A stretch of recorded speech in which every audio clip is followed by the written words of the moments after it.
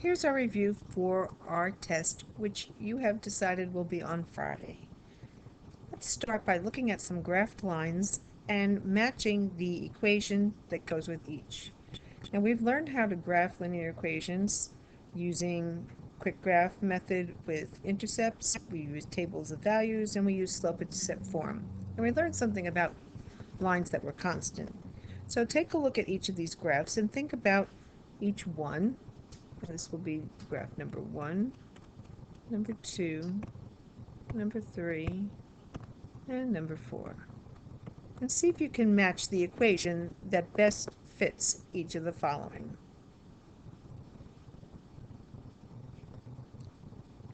Looking at the first one, I see a vertical line. Vertical line, we see that there is a constant there. So that means that x is always equal to 2. So D will go with this one. In my second one, I'm looking at another constant. It's a straight line again, and this time it is a horizontal line, and this horizontal line is always having a y value of 2, another constant here, which is A. Number 3, I notice it has a positive slope, so that can probably eliminate between B and D. It's going uphill and counting those rise over run. If I put a point at these two intersections, it's counting up 1, 2, and over 1, 2, 3.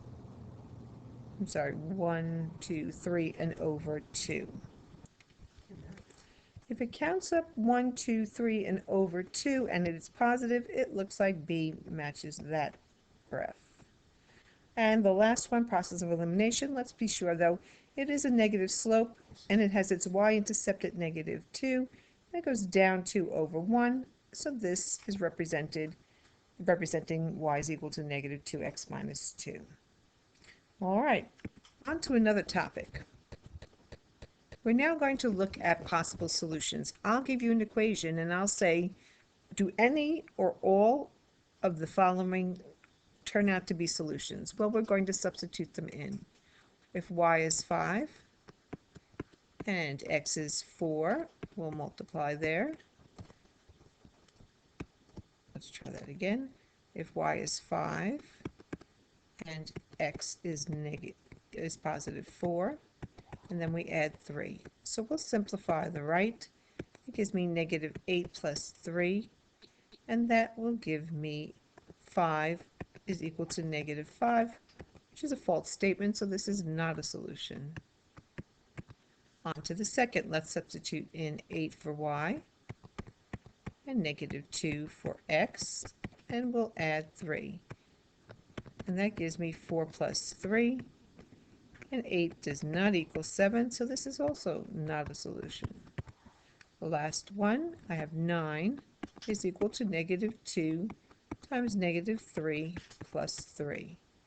We have 9 is equal to 6 plus 3, and it looks like we have a winner. 9 equals 9. There's a solution.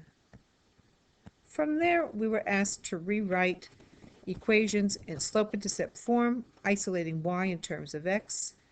Inverse operation will accomplish that. We'll first add 2x. Notice that leaves me with a negative y.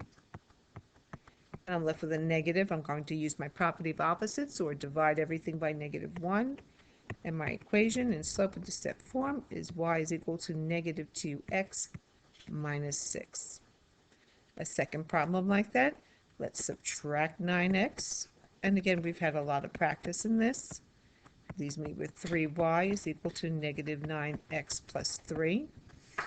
We'll divide both sides, all terms, by 3. Get y is equal to a negative 3x plus 1. Last one of this type, let's go ahead and subtract 3x on both sides. I have 5y is equal to negative 3x plus 10. Last step, divide everything by 5, all three terms. Isolating y, I get y is equal to a negative 3/5 x plus 2. We can tell something about these graphs because the first two have negative slopes. That means they fall from left to right, and the last one also is a negative slope, falling from left to right. Finding intercepts. We said that we could set up a table of values to graph a linear equation, but we found there were two quick graph methods. One was finding the intercepts. Set y to 0, and I can find my x-intercept. X is equal to -2. That means that when x is -2 there, y was 0. My second says let's set x to 0. When x is equal to 0, that cancels out that first term. I'm left with -2y is equal to -8. Dividing by -2, y is equal to 4. So I have x is equal to 0 and y is 4. If you recall, you can just quickly do those graphs because this is -2 on the x-axis, and we have 1, 2, 3, 4 on the y-axis. 2 points will give me a line. The last one in finding intercepts. Set y to 0, simplifying to 5x is equal to 5, so x is equal to 1. When x is equal to 0, I'm left with -y is equal to 5, so y is equal to -5. Let's graph. X is equal to 1, right there on the x-axis. Y is equal to -5, and connect. And we've created this uphill positive slope. Speaking of slope, let's calculate slope using the slope formula. Change in y over change in x is called the rate of change. 10 minus 15, y2 minus y1, -2 minus 8. This will give me a -5 over a -10, and my slope here is equal to 1/2. Next problem, slope is equal to, so I have -6 minus -2 over 7 minus 7. Excuse me. -6, add the opposite, will give me -4 over 0. When 0 is under the fraction bar, excuse me, then we have an undefined slope. If it's, excuse me, if it's under, think about under and how the beginning of this word is undefined. Last problem solving for m will change in y over change in x. We have 0 over -8. When 0 is on the top, my slope is 0. And there we have a quick review of calculating slope. Identifying the slope and y-intercept, easy enough. If it's in slope-intercept form, we know the m and we know the b. M is my slope, knowing this, what variable represents slope and what variable represents the y-intercept is important for this assessment. The next one is not in slope-intercept form, so let's go ahead and rewrite it. I have 2y is equal to 4x plus 2. Divide by 2, and I'll get y is equal to 2x plus 1, where my slope is 2, that's my m, and my y-intercept b is 1. And let's take that in reverse now. If I give you the slope and I give you the y-intercept, you just replace those into the model, and you'll get 5x plus 8. Constant of variation was one of the last topics. Y is equal to -3x. What's the constant of variation in that equation? Well, we know that the model is y is equal to kx. K is my constant of variation, and in this equation, it's -3. What happens if I ask you to find the constant of variation? X and y vary directly when x is equal to 2 and y is equal to 10.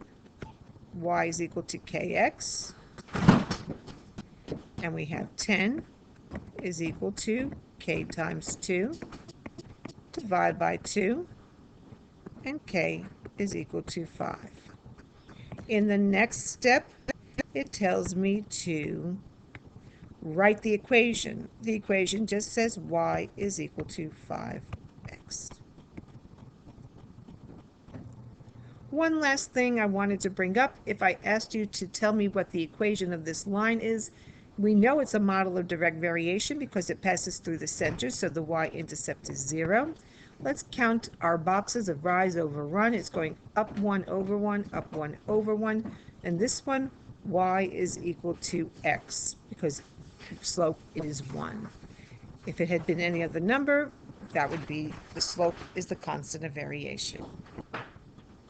I've gone over pretty much everything that I think we need to know, and like I said, our test is on Friday.